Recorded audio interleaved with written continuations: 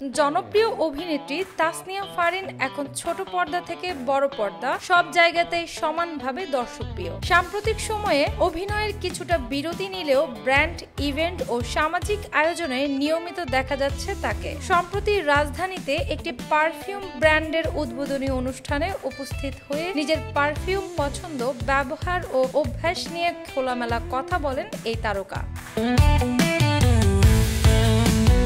অনুষ্ঠানে তার সঙ্গে ছিলেন অভিনেত্রী সাবিলা নূর। পারফিউম শোরুম উদ্বোধনের পর সাংবাদিকদের সঙ্গে কথা বলার সময় ফারিন বলেন, আমি ভীষণ খুশি যে এই আয়োজনে অংশ হতে পেরেছি। এ সময় ফারিনের পাশাপাশি পারফিউম সম্পর্কে সাবিলা নূরও নিজের মত তুলে ধরেন। পারফিউম ব্যবহার ও ধরনের বিষয়ে নিজের অভিজ্ঞতা প্রসঙ্গে অভিনেত্রী বলেন, পারফিউম তো অনেক ধরনেরই আছে, রোল অন, স্প্রে, মিস্ট বা উড, সব ধরনেরই ব্যবহার করা হয়। পারফিউমের প্রতি ভালোবাসা প্রকাশ করে তাসনিয়া ফারিন বলেন, আমি সবসময় নিজের মুড ও ব্যক্তিত্ব অনুযায়ী পারফিউম বেছে নেই, কারণ পারফিউম শুধু ঘ্রাণ নয়, এটি এক ধরনের আত্মপ্রকাশও।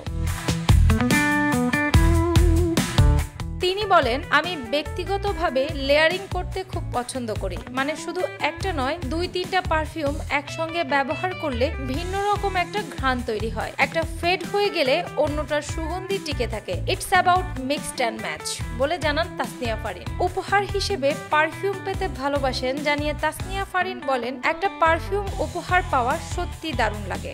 আমার মনে হয় উপহার দেওয়া মানুষটার রুচি ও টেস্টও এতে বোঝা যায়। তিনি আরো বলেন, অনেক সময় এমন হয় গিফট হিসেবে পাওয়া কোনো পারফিউম এত ভালো লাগে যে পরে নিজেই সেটি কিনে ব্যবহার করি।